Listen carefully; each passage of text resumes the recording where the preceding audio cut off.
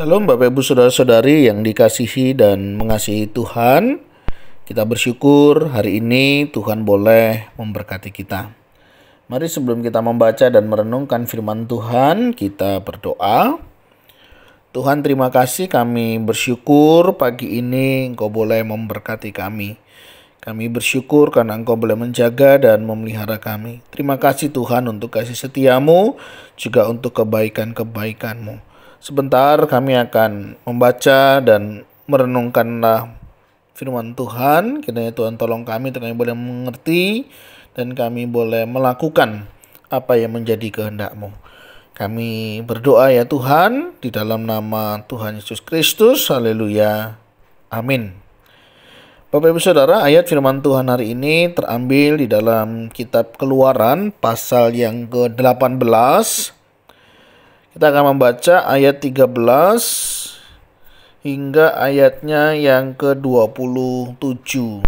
Ya, ini perikop yang membahas tentang pengangkatan hakim-hakim. Begitu ya. Jadi saya akan membacakan beberapa ayat di dalamnya. Keesokan harinya duduklah Musa mengadili di antara bangsa itu. Dan bangsa itu berdiri di depan Musa dari pagi sampai petang. Ketika mertua Musa melihat segala yang dilakukannya kepada bangsa itu, berkatalah ia, "Apakah ini yang kau lakukan kepada bangsa itu?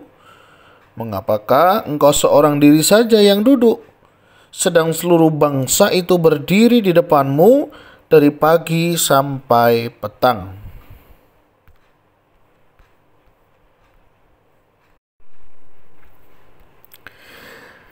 Kata Musa kepada mertuanya itu, "Sebab bangsa ini datang kepadaku untuk menanyakan petunjuk Allah. Apabila ada perkara di antara mereka, maka mereka datang kepadaku dan aku mengadili antara yang seorang dan yang lain. Lagi pula aku memberitahukan kepada mereka ketetapan-ketetapan dan keputusan-keputusan Allah." Tetapi mertua Musa menjawabnya, "Tidak baik seperti yang kau lakukan itu. Engkau akan menjadi sangat lelah, baik engkau, baik bangsa yang beserta engkau ini. Sebab pekerjaan ini terlalu berat bagimu. Takkan sanggup engkau melakukannya seorang diri saja. Jadi sekarang dengarkanlah perkataanku. Aku akan memberi nasihat kepadamu dan Allah akan menyertai engkau. Adapun engkau, wakililah bangsa itu di hadapan Allah dan kau hadapkanlah perkara-perkara mereka kepada Allah. Kemudian haruslah engkau mengajarkan kepada mereka ketetapan-ketetapan dan keputusan-keputusan, dan memberitahukan kepada mereka jalan yang harus dijalani dan pekerjaan yang harus dilakukan. Di samping itu, kau carilah dari seluruh bangsa itu orang-orang yang cakap dan takut akan Allah, orang-orang yang dapat dipercaya dan yang benci kepada pengejaran suap. Tempatkanlah mereka di antara bangsa itu menjadi pemimpin 1.000 orang, pemimpin 100 orang, pemimpin 50 orang, dan pemimpin 10 orang. Dan sewaktu-waktu mereka harus mengadili di antara bangsa, maka segala perkara yang besar haruslah dihadapkan mereka kepadamu. Tetapi segala perkara yang kecil diadili mereka sendiri.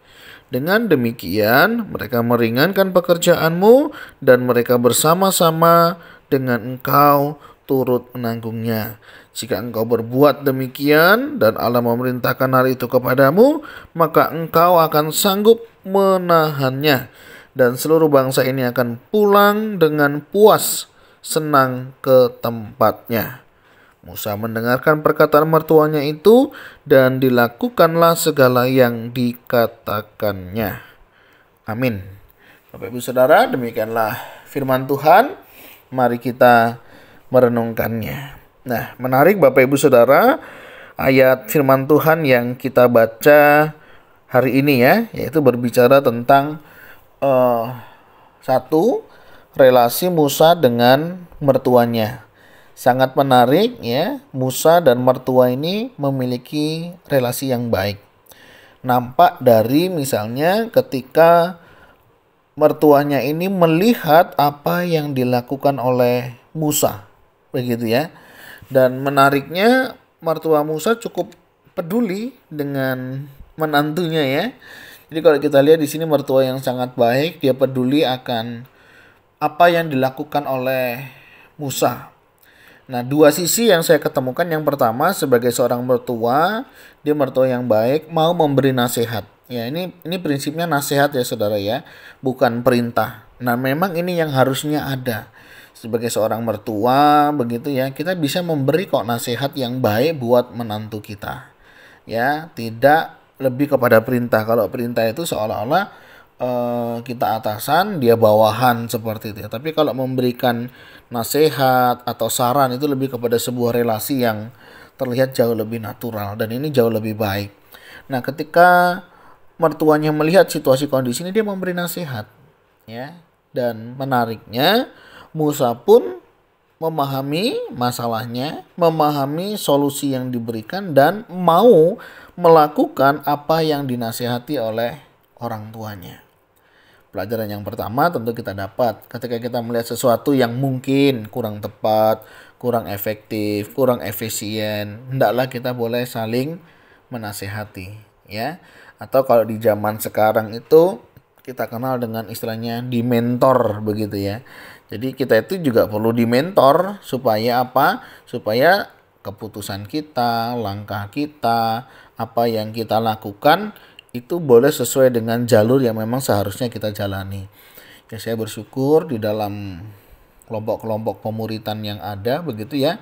Saya juga dimentor oleh seseorang di atas saya begitu ya. Dan dia mementoring begitu ya, membantu saya langkah-langkah apa yang harus dilakukan, sudah sejauh mana hal itu dikerjakan dan lain sebagainya. Ini penting daripada sebuah mentoring. Nah, tidak kalah pentingnya dari sebuah proses mentoring tadi adalah respon dari orang yang dimentoring. Ini sangat penting. Sehebat apapun seorang mentor, kalau yang dimentori tidak mau, tidak bersedia, ya nggak jalan. Nah, adanya kesinambungan ini tadi, kerjasama yang baik, membuat perjalanan mentoring itu bisa jadi lebih baik. Musa mau mendengar nasihatnya dan itu juga nasihat yang baik yang bisa membuat dia jauh lebih efektif. Nah, ini terjadi hubungan kerjasama yang baik. Dalam proses mentoring dibutuhkan bukan hanya maunya si mentor, tetapi juga orang yang dimentoring ini juga mau. Dengan rela hati membuka hatinya. Nah, di dalam pelayanan juga sama, begitu ya. Dibutuhkan kerjasama yang baik. Sehingga antara satu dengan yang lainnya bisa saling melengkapi. Ya. Tapi jangan heran juga ada orang itu kadang mengeluh begitu ya. Wah, nggak enak, gerejanya begini, pelayannya begini, hamba Tuhannya begini. Tapi di dalam proses mentoring dia tidak mau menjalaninya, ya. Atau sebaliknya, dia mau tetapi hamba Tuhannya yang nggak mau.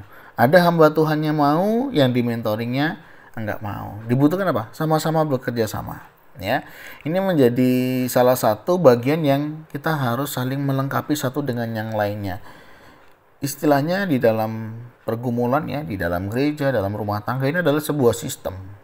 Ada yang memang kepalanya yang bermasalah sehingga anggotanya kena dampaknya. Ada juga hamba Tuhan yang bermasalah sehingga jemaat jadi korban.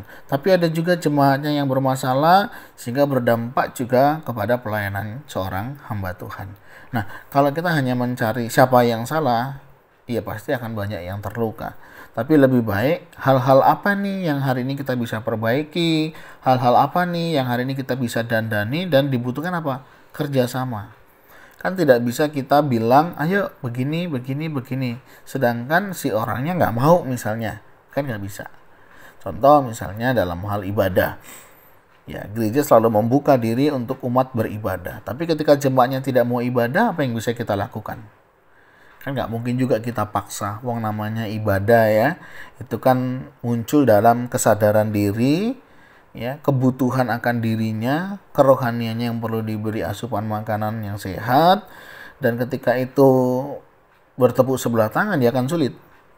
Nah, bisanya apa? Ketika ada sebuah kesadaran, ya. Kalau kita bicara kesibukan, kita bicara tentang kegiatan, pasti ada selalu. Nah, tapi bagaimana kita bisa menguasai itu semua?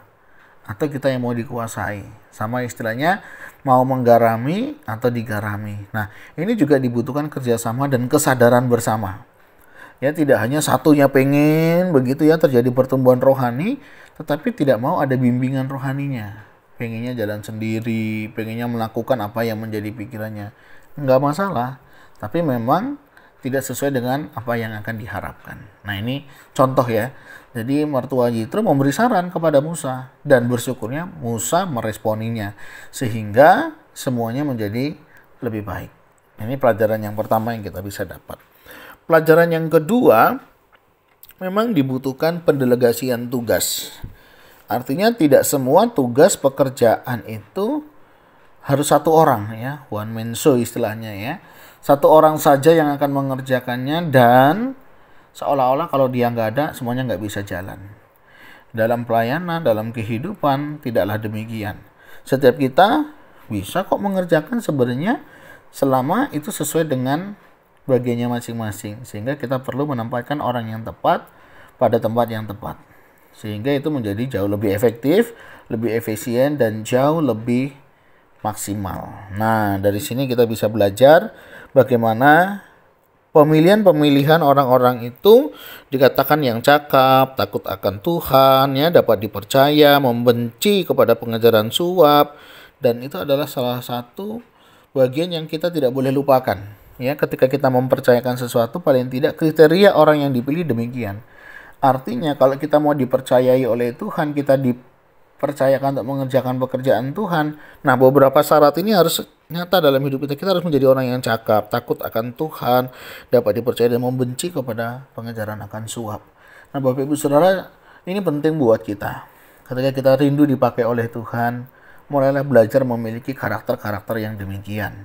Ya, jangan nanti kalau kita tidak memiliki karakter demikian, akan ada banyak penyimpangan, ada banyak pemanfaatan ya. Kadang ada orang-orang itu menggunakan jabatan tertentu, memanfaatkan posisi tertentu untuk melakukan hal-hal yang tidak berkenan di hadapan Tuhan.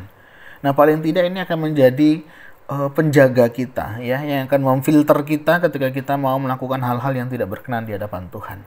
Dan kalau ini semua bisa jalan, saya percaya ya semuanya akan berjalan jauh lebih baik. Ya, sebagaimana Musa di dalam perjalanannya, dia menemukan ada banyak hal tantangan, tetapi semuanya bisa berjalan dengan baik. Ya, seperti pemerintahan ya, pasti ada juga wakil-wakilnya ya. Kalau kita lihat kehakiman ya di pengadilan itu juga sama ya. Ada perkara-perkara yang tidak harus langsung ke Mahkamah Agung, begitu bisa lewat bawah. Kalau nggak bisa baru dinaikkan, nggak bisa lagi dinaikkan lagi. Artinya memang itu tahap-tahap proses. Nah, pelajaran di sini kita melihat memang segala sesuatu itu butuh proses ya. Dan kecakapan itu penting ya. Tanggung jawab itu juga penting ya. Bagaimana dengan kita hari ini ya? Sudahkah kita mau mendengar nasihat ya? Dan ketika kita tahu, maukah kita juga memberi nasihat kepada orang lain? Ini juga penting ya. Terus pelajaran yang lain yang kita bisa dapat juga memiliki karakter ya, kepribadian yang memang baik ya. Bisa dipercaya ya, takut akan Tuhan itu penting ya, dan memiliki kecakapan tertentu itu juga penting, sehingga kita bisa dipercayakan sesuatu untuk bisa mengerjakan sesuatu itu dengan jauh lebih baik. Nah, hari ini kita diingatkan dengan setiap kita masing-masing, ketika kita rindu dipakai Tuhan, rindu untuk menggunakan hidup kita memuliakan Tuhan, mari kita perlengkapi diri kita dengan hal-hal yang demikian, dan mari kita terus belajar taat akan firman Tuhan. Mari kita belajar akan mentoring, mau dimentor dan mau mementoring ini juga penting, karena tidak hanya cukup tahu, tetapi juga kita harus melakukannya. Nah, kiranya Tuhan menolong dan memampukan setiap kita di dalam kita mengerjakan tugas tanggung jawab kita masing-masing. Tuhan, terima kasih. Kami bersyukur hari ini kami boleh banyak belajar bagaimana proses mentoring, yang mementoring dan yang dimentoring, dan juga kami banyak belajar bagaimana kami bersikap dan bertanggung jawab di dalam kehidupan ini. Terima kasih ya Tuhan. Sebentar kami akan melakukan aktivitas kami, tolong kami juga bisa menerapkan kebenaran-kebenaran ini di dalam kehidupan kami hari lepas hari. yang juga berdoa untuk saudara-saudara kami yang mungkin sedang menghadapi permasalahan, pergumulan, baik rumah tangga, baik pekerjaan maupun dalam hal kesehatan. Kami juga berdoa, kiranya Tuhan juga memberkati, menjamah, memulihkan, dan menguatkan. Terima kasih ya Tuhan, kami serahkan hidup kami selanjutnya ke dalam tangan-Mu, di dalam nama Tuhan Yesus Kristus. Haleluya. Amin. Bapak Ibu Saudara, demikianlah renungan kita hari ini. Kiranya boleh menolong dan memampukan kita untuk hidup kita senantiasa memuliakan nama Tuhan. Tuhan Yesus memberkati kita sekalian. Salam.